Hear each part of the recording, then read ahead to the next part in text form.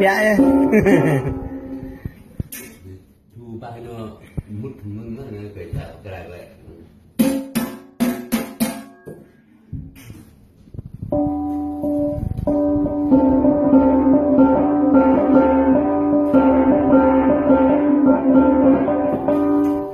Dạ là người ta gì? Dạ ta đang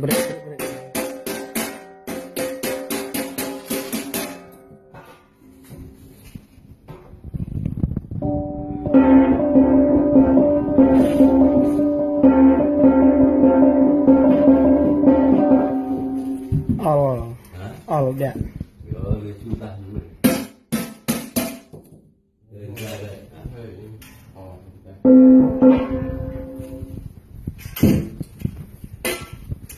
này cái phèn ấy dạ ta đi bùa rô đi nè cho bố bạn đợi chăng cái tiền đây ấy dạ là tòng cái phèn này chúng hay bùa tòng nào bà sạt bùa nào bố bạn ta chăng cái phèn chăng trên phu thọ rằm tiền lư có phải rằm có rồi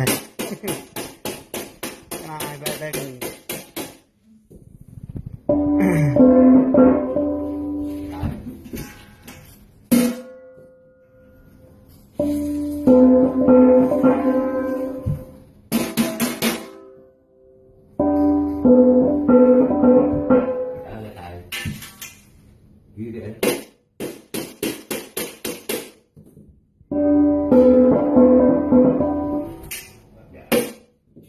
phết vậy là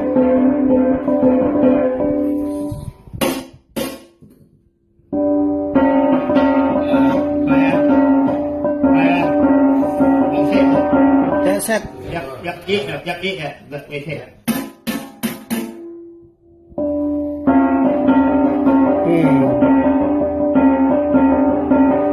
nè đừng thợ nè đừng thợ chơi giặc này dạ ta hay dương nhá tại cho mông con này thôi.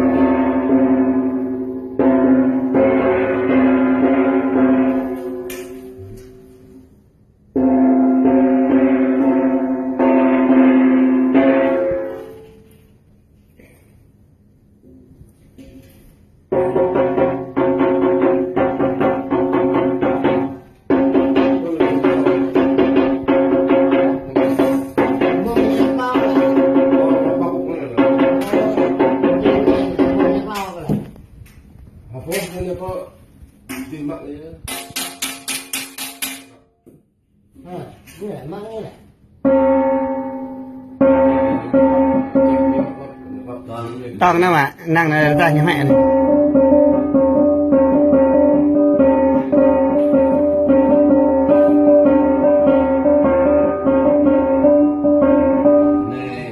dành linh gì là chơi phải dành linh nữa mặt bay để điện là bài bằng lịch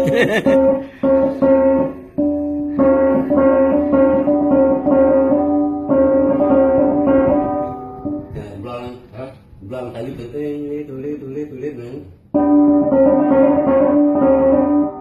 tiếp dạ thôi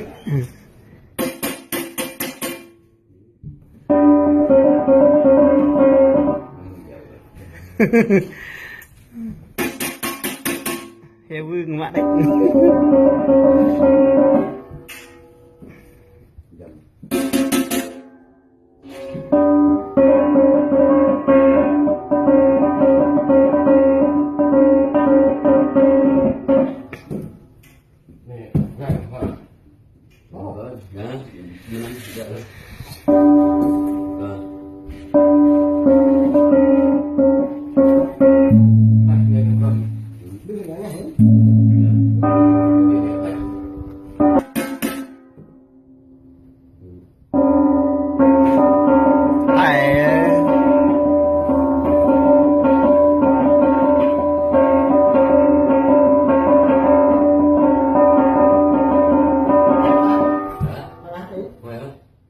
nun lên ở người nhung hay người chết rồi dân toàn dân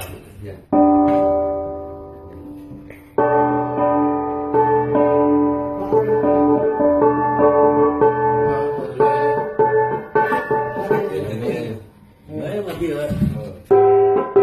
đấy nun cái ở nhì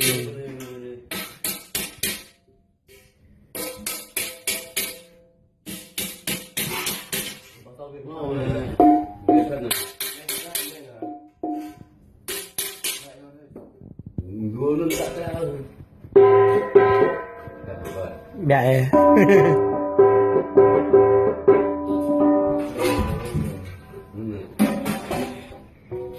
vì tao nè có thao đấy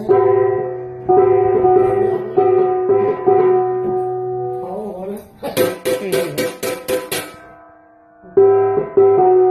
cả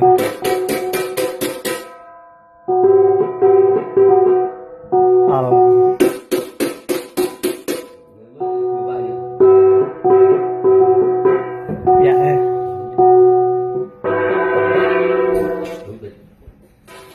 mất lực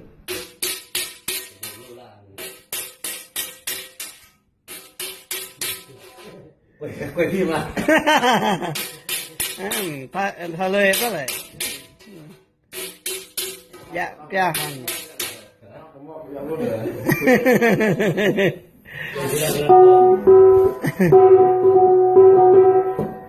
phết phết Jangan mau ni. khăn puk nè yang ngại như này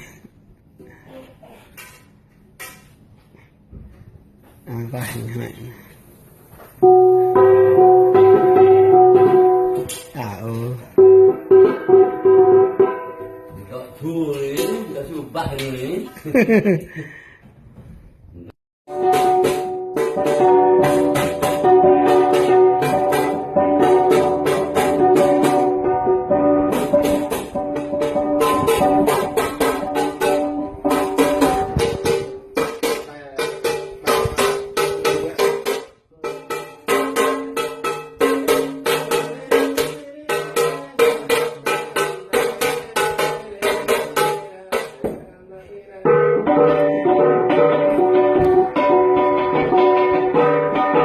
to